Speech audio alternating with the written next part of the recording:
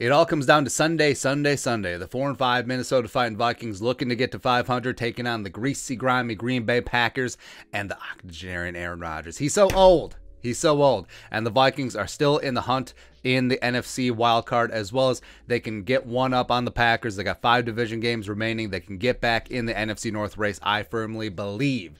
The Vikings have been one of the more underachieving teams in the league. Meanwhile, the Packers have been massively over their skis. I think they're ready for a course correction back to the mean, so bring it on. Here are 5 keys for the Vikings to get it done on Sunday. Number 1, you done messed up A-ARON. Yeah, the octogenarian Aaron Rodgers with his loose skin and old balls. It all starts and ends with the alleged fraudulent 2020 NFL MVP, hashtag not my MVP.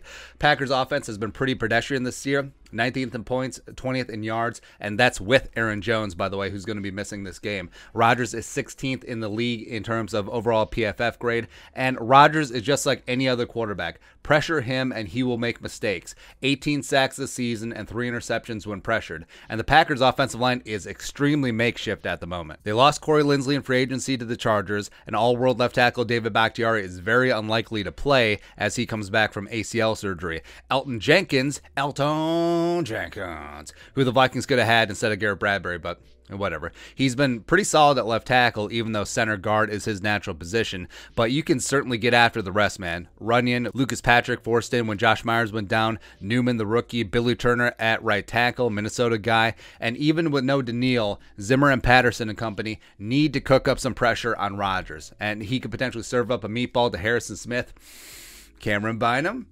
Also, Zim, by the way, under 2 minutes in the first half. How about 0 points? Can we do that? 52 so far through 9 games, leading the NFL, probably on pace for a record. It's not a record you want. It's very ignominious. No. Also, the crowd needs to be loud. We can't have any of that Cowboy Sunday Night Football nonsense. This needs to be as purple as SoFi Stadium was for the Chargers game. Vikings need to get loud. Bum, bum, bum. Skull.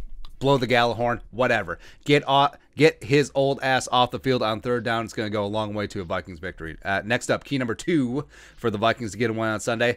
Send QUADZILLA back to the sea. I can do that voice.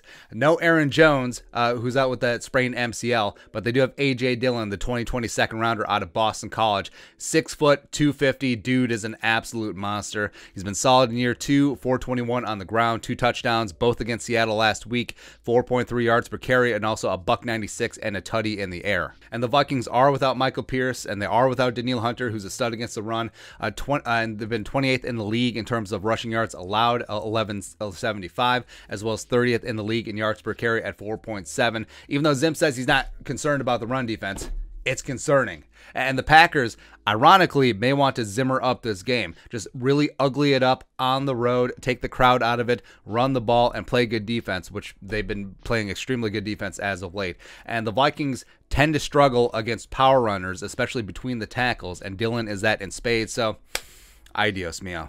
Adios. Can we just stop the run one time? Next up, the pass. Anyone but DAVANTE, who is not as good as Justin Jefferson, Adam Jerome, Ezekiel Thielen. Ha! Adams has luck boxed against the Vikings several times as of late. Adams has either had 100 yards receiving or a touchdown in all 7 of his last 7 games against Minnesota. A bunch of those were against Xavier Rhodes, though, so whatever, including 21 catches, 209 yards receiving, and 5 touchdowns on 28 targets in 2 games last season, which is inexcusable. And the Packers literally have no other options. Robert Tonyan, Larry Bird, alma mater, he's out with an ACL. And who else are you scared of? They didn't sign OBJ. What, MVS, Alan Lazard? Is that T. Martin's kid? Like, who are you scared of? No. And the Vikings will have to double, triple, bracket Adams, shade safety is his way. Patrick Peterson should be back for the game. Dantzler and Breeland really need to step things up. Maybe Cameron Bynum using his corner prowess as a 3rd safety, working in the slot, whatever. Just get the kid on the field. I don't know. Anyone but 17. Do not make things easy for A-ARON. Next up, key number 4 for the Vikings to get a win on Sunday. Let DALVIN cook. And like we said yesterday, last time Dalvin faced the Packers was week 8 last season at Lambeau. He posted a $163 on the ground, 5.4 yards per carry, which is good. 4 total touchdowns, which is also good. And he also led the receiving team in receiving with 63 yards. Packers are 26th in the league, allowing 4.6 yards per carry. And we're talking about running the ball, and not just like run, pass. Just slam the ball up the middle, 42 dive, 41 dive, up the middle at Kenny Clark and Devondre Campbell. No. Tosses, stretch plays. Get to the perimeter, get outside, use screens, set up play action, just get 33 the rock because he's got some nice for Green Bay. Lastly, key number 5 to get a win on Sunday. Jefferson moving on up to the east side. Finally got a piece of the pie, which is great because it's almost Thanksgiving.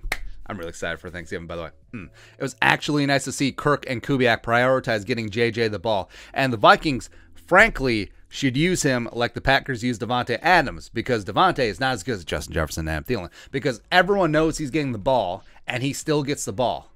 It's crazy. And no Jar Alexander for the Packers, and Kevin King has been banged up as well. He's also terrible, so I actually hope that he plays. Eric Stokes, the speedy rookie corner from Georgia, is going to be a stud, but he's not quite there yet. And then Shadron Sullivan and Roswell Douglas have been very average. The keys to the Packers secondary are the veteran Adrian Amos, as well as Darnell Savage, the pride of Maryland. Those guys are the standouts. And the Packers defense has been stingy, respect, but they're 22nd in the league on third down and 29th in red zone scoring, so you can get things going. We need Kirk to let it fly at home. We need angry Kirk to show up. Packers pass rush is going to be without Zadarius Smith, who's been out since week 1 with a back injury. Rashawn Gary's elbow, 5.5 sacks. The pride of Michigan is actually starting to step up, but his elbow is foobarred. And Whitney Merciless just went on IR, and Kenny Clark hopefully doesn't get Bradbury. Like, hopefully Kenny Clark has to square up against Mason Cole. So yeah, no excuses. Get it done on offense. Final score prediction. This is going to be a good game. I think it's going to be a relatively low-scoring game. I think both teams go in. They want to hit the under. They want to ugly this thing up. I think Zimmer keeps Rodgers and DAVANTE relatively in check. I think A.J. Dillon gets his, but he doesn't like it. It's typical Zimmer defense, bend but don't break. And Packers defense, respect, like we said, has been solid as of late despite a ton of injuries. But I think that Kirk and Jefferson, they hit a couple big strikes off of play action. I think Dalvin gets 150-plus total from scrimmage. So I think the Vikings do win at home, 23-20. Getting it done. 5-5, staying alive, 1 up on the Packers in the NFC North race, and let's go. Let's go, baby. Because as frustrating as it's been watching this team drop games early in the season, we know they have the talent. Now, if they can close the second half of the season, this team is very dangerous. Es muy dangeroso. Timo. There we go. But your thoughts are no thoughts. What are your keys for a Vikings victory against the Packers? Let us know in the comment section below. Subscribe for daily Vikings takes. It's Friday. Venmo. Pay that man his money. Support the work. But until next time, Skull Production Value.